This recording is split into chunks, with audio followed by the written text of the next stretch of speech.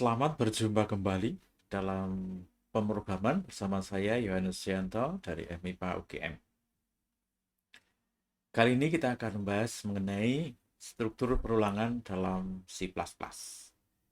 Topik ini adalah kelanjutan dari struktur pencabangan di C++. Topik ini juga menggunakan kondisi atau ekspresi Boolean.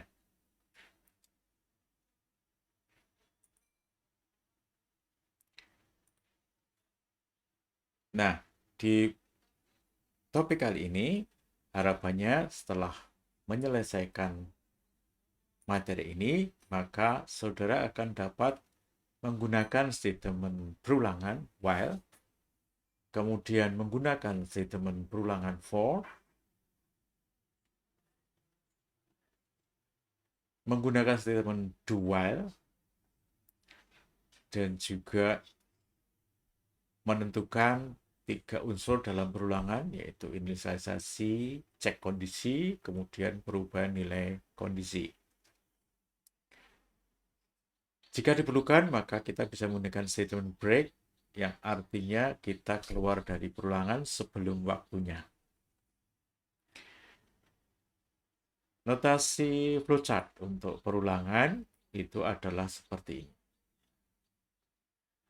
Yang terakhir, ya. Jadi bentuk, kalau kita ingat lagi, bentuk dari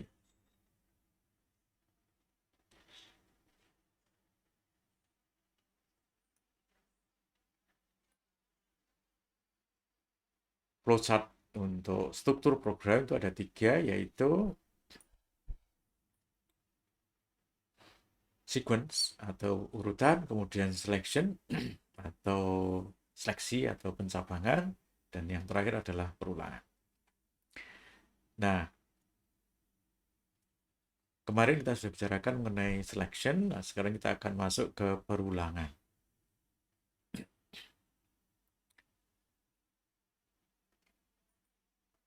Perulangan ini kalau dibuat dalam bentuk while seperti ini, maka bentuknya bisa seperti ini. Contohnya adalah di baris 8.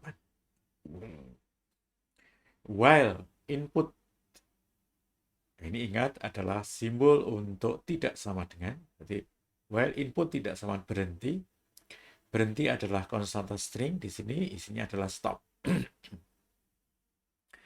Maka akan muncul ketik stop untuk berhenti. Kemudian ada cin untuk masukkan ke input. Input adalah variabel tipe string. Nah, ini akan berulang terus selama kita belum masukkan tulisan stop. Nah, setelah dituliskan stop, maka input itu sama dengan berhenti, sehingga input tidak sama berhenti itu akan salah. Nah, kalau salah berarti akan selesai dari while.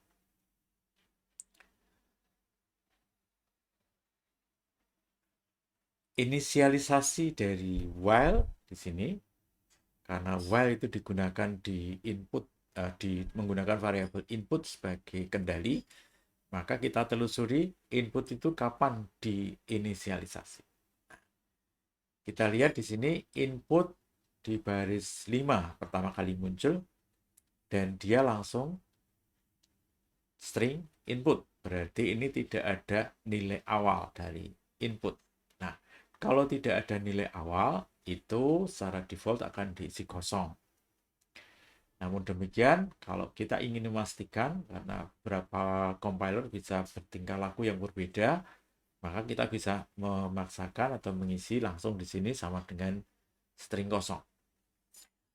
Kemudian, kondisi seperti apa agar loop body dieksekusi? Loop body itu adalah ini, baris 9 dan 10. Nah, itu dilakukan kalau ini bernilai true atau benar. Kapan ini bernilai benar? Ya, selama input tidak sama dengan berhenti. Berhenti nilainya adalah stop. Berarti selama input tidak bernilai stop, maka ini benar. Nah, bagaimana nilai input berubah? Nilai input berubah di sini, di baris 10. Cin input. Berarti ini input akan diisi dengan nilai dari keyboard yang kita ketik. Nah, Jika tidak berubah, maka dia akan tetap melakukan loop di sini karena tidak akan sama dengan input, itu tidak sama dengan berhenti karena berhentinya stop sedangkan input belum diisi atau masih kosong atau diisi dengan nilai yang tidak stop. Nah, itu perulangan while. Nah, kemudian ada perulangan for. Perulangan for itu adalah perulangan yang menggunakan keyword for.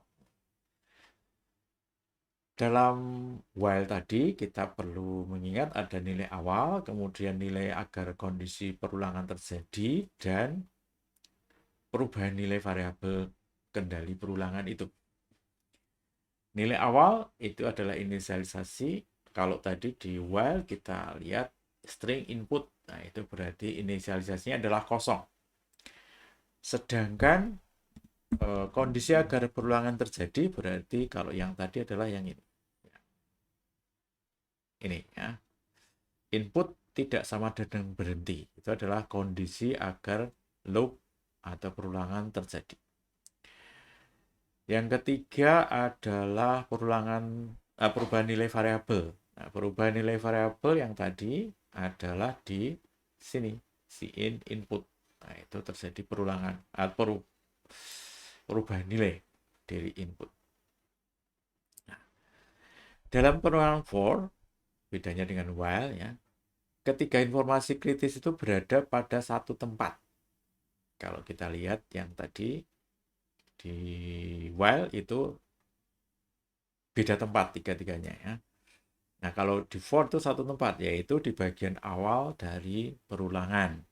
Sehingga lebih mudah ditulis, diverifikasi, dan diberi komentar seperlunya.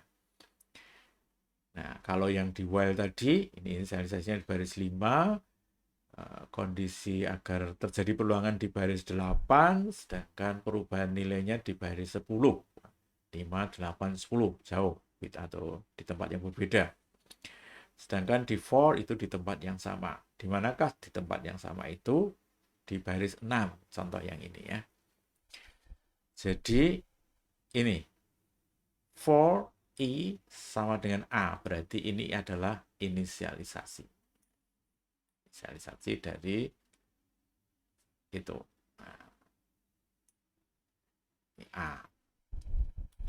I sama dengan A. Kemudian kapan berulang atau kapan terjadi perulangan, yaitu pada saat I kurang dari sama dengan Z. Nah, ini adalah kondisi perulangannya. Nah, kemudian yang I++ ada perubahan nilai I. Sehingga dalam satu baris sudah ada 3 bagian tadi, yaitu inisialisasi, kemudian pengecekan kondisi agar perulangan terjadi, dan perubahan nilai I. Nah, jadi lebih mudah ini mendeteksinya di satu tempat, sehingga kita tidak atau kemungkinan kecil terlupa untuk menuliskan salah satunya.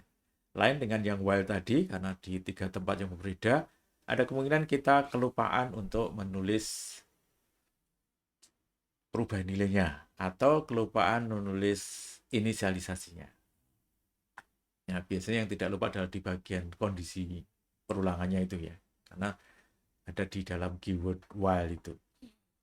Nah, ini kemudian kalau ini dijalankan berarti dia akan I-nya mulai dari A, kemudian I++ berarti menjadi B, C, dan seterusnya sampai Z. Ini nilai terakhirnya adalah Z. Sehingga kalau dijalankan hasilnya adalah seperti A, B, C, D, F, G, H, I, J, K, L, M, N, P, S, T, U, V, W, X, Z. Selesai. Nah, kita perhatikan di baris 8. If not I modulo 12, C out and line. I modulo 12 itu nilainya adalah bisa 0, 1, 2, 3, 4 sampai 11. Nah, pada saat 0 itu berarti diartikan sebagai false. Nah, kalau false berarti ini false, kalau dinotkan menjadi true. Nah, sehingga dia akan ganti baris kalau I-nya itu habis dibagi 12. Nah, kenapa ini belum 12 sudah ganti baris? Berarti di sini mestinya nilai H itu adalah habis dibagi 12. Berapa nilai H? Ternyata itu adalah variabel karakter di sini dan dia dikodekan sebagai kode dari menurut tabel ASCII itu. Nah, A itu kodenya adalah 65. Sehingga ini menjadi 65, 66, 67, 68, 69, 70, 71, 72. Berarti H itu adalah 72. 72 habis dibagi 12, maka dia akan ganti baris. Nah, itulah kenapa di H ganti barisnya, bukan di huruf ke-12.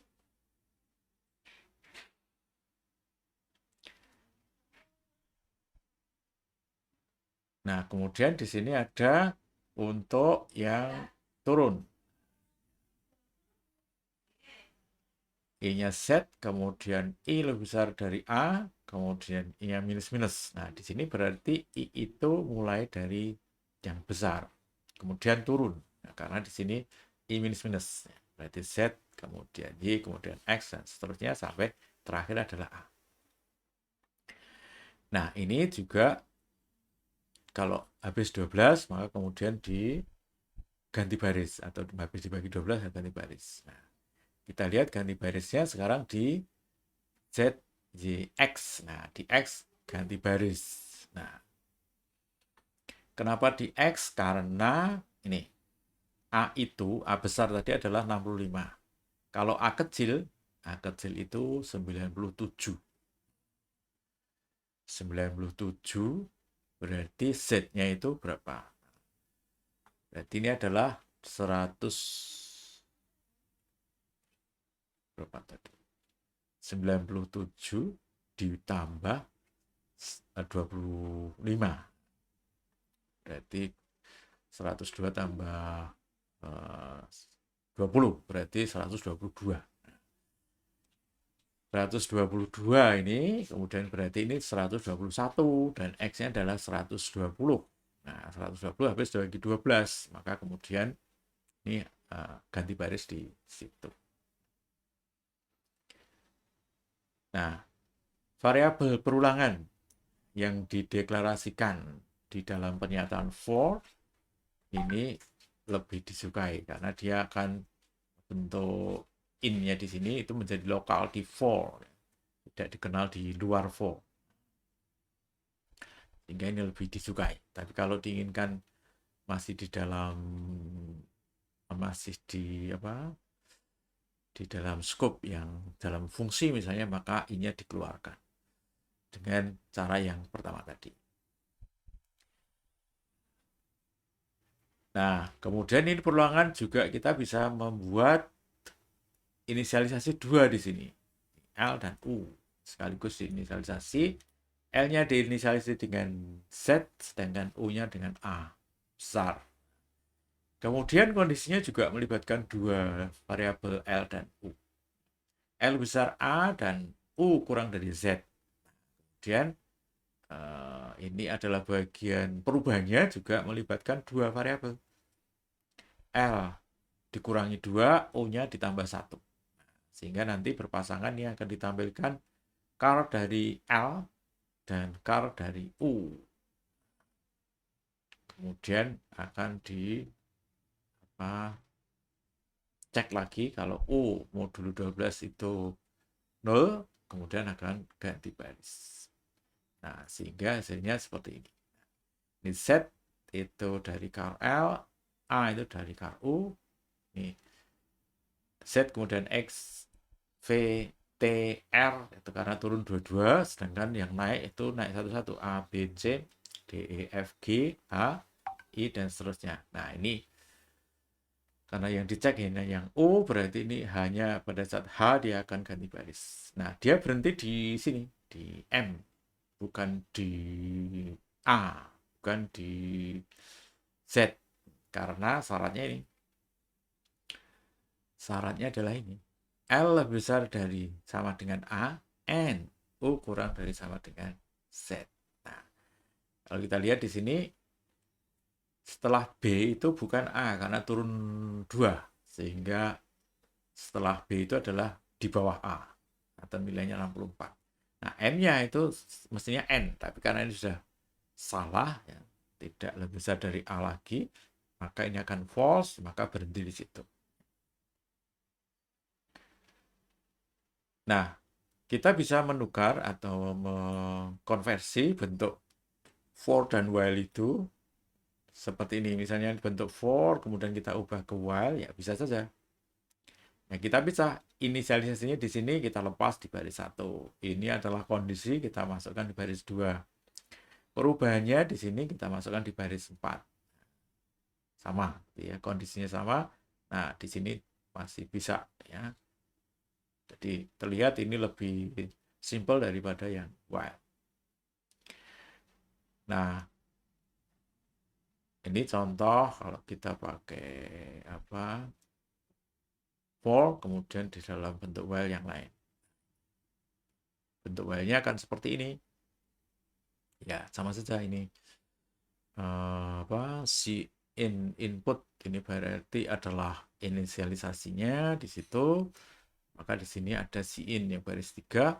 Kemudian ceknya input kurang dari key, di sini juga while input kurang dari key. Kemudian ini perubahan nilainya ada di baris 3 di sini akan berubah di baris 9. Dilepas. Sekali lagi kalau di for itu menyatu 3 bagian itu, sedangkan di while itu terpisah. Nah, pengamatannya akan lebih mudah di baris yang bentuk for. Nah, ada juga bentuk dual. Dual itu artinya bentuk seperti ini, ya. Jadi do kemudian while. Jadi do dulu, lakukan dulu, baru cek kondisinya. Kalau ini while dulu, baru dilakukan do. While do. Kalau ini do while. Dibentuknya seperti ini. Nah, itu kalau dalam C++ bentuknya seperti ini. Do, nah dia melakukan melakukan instruksi di sini, kemudian baru cek while. Nah, bentuk dual itu berarti paling tidak akan dilakukan sekali di sini. Baris 89 itu. Setelah itu baru dicek apakah masih memenuhi syarat untuk berulang lagi. Kalau tidak, berarti selesai. Tapi paling tidak sudah pernah dikerjakan sekali. Tapi yang while do ini ada kemungkinan statement itu tidak pernah dikerjakan karena di kondisi sudah sudah salah. Sehingga tidak pernah masuk ke sini. Sedangkan yang ini belum dicek, berarti mesti pernah dikerjakan statement. Nah, ada kemungkinan ini dikerjakan sekali kemudian selesai. Tapi ada juga 2 kali, 3 kali, 4 kali. Nah, itu perbedaan dengan while. Ini do while, ini while do. Nah, break itu digunakan untuk keluar dari loop belum pada saatnya. Kalau seperti ini, while true itu kan berarti dia akan loop terus gitu ya. Karena di sini true terus, ya. Berarti tidak akan pernah keluar. Nah, supaya bisa keluar maka kemudian dikasih break di sini. Nah, kalau i lebih besar dari n maka break. Break itu keluar dari while. Keluar dari loop yang melingkupi dia. Nah, ini contohnya adalah for. Nah, ini inisialisasi kosong, kondisi kosong, kemudian perubahan nilai kosong. Ini artinya seperti while true itu. Nah, di sini juga kita bisa menggunakan break. Nah, di sini akan terlihat breaknya ada 2 di sini. Nah, break yang ini akan keluar dari while. Break yang ini akan keluar dari for. Sehingga kalau diisikan ini kan masuk while true ya di sini. Kapan dia break gitu kalau diberi 0 atau negatif ya. Tapi kalau di sini dikasih positif, maka dia akan muter-muter di sini, kemudian dikasih 0, dia akan keluar dari while, kemudian masuk ke sini. Nah, karakternya key atau bukan. Kalau key, break. Kalau tidak, ya berarti balik lagi sini. Berarti akan while true lagi. Di sini akan cek apakah nolak. Nah, segitu terusnya. Sehingga untuk keluar dari for dan while ini, maka di sini harus diberi negatif, kemudian setelah itu harus key. Kalau setelah itu bukan key, ya kembali lagi ke sini dan masuk lagi ke sini. Di break ini akan keluar dari while yang ini, dan break yang ini akan mengakibatkan keluar dari while, dari for. Nah, di pola dasar perulangan ini ada perulangan tentu. Perulangan tentu itu artinya perulangan yang kita sudah tahu berapa kali akan berulang, maka disebut perulangan tentu. Iterasinya tertentu. Oke, ini misalnya diulang 100 kali, maka itu berarti perulangan tentu. Ini akan diminta untuk mencetak 10 kali, berarti perulangan tentu. Nah, perulangan kondisional itu adalah perulangan yang terjadi terus selama kondisi terpenuhi. Nah, setelah perulangan tidak dapat ditentukan sebelumnya. Jadi seperti selama kondisi masih belum stop, maka diulang. Nah, itu kan kita tidak tidak melakukan apa, tidak tahu kapan itu terjadi. Atau misalnya selama kondisi X lebih dari 0 dan X kurang dari 1, maka diulang. Atau bisa juga dibalik. Selama X kurang dari 0 atau X lebih besar dari 1, maka diulang. Nah, bisa juga seperti itu. Sehingga itu berdasarkan kondisi. Nah, kondisi itulah yang mengakibatkan berulang. Jadi perulangan tentu itu iterasinya tertentu, perulangan kondisi tergantung kondisi kapan dia akan berhenti. Nah, yang ketiga itu adalah sentinel. Sentinel itu berarti diulang sampai nilai tertentu dicapai. Nilai tertentu itu bisa terjadi misalnya diulang terus sampai nilai satu tertentu X sampai misalnya kalau iterasi sampai errornya itu 0,1 misalnya gitu. Sampai errornya itu 0,05. Nah, itu bisa kan sentinel. Sampai misalnya nilai akurasinya 90% misalnya. Nah, itu berarti perulangan sentinel. Jadi berdasarkan satu nilai tertentu. Nah, ini perulangan tentu karena sudah kita tahu A sampai Z. Ya, 26 kali gitu kan ya. Terus ini contoh perulangan kondisional. Ini inputnya lebih dari 0 dan input kurang dari sama dengan 0, break. Nah, kalau belum memenuhi itu kan terus berulang-ulang. Kemudian yang sentinel ini yang stop tadi. Stop tadi berhenti adalah termasuk sentinel.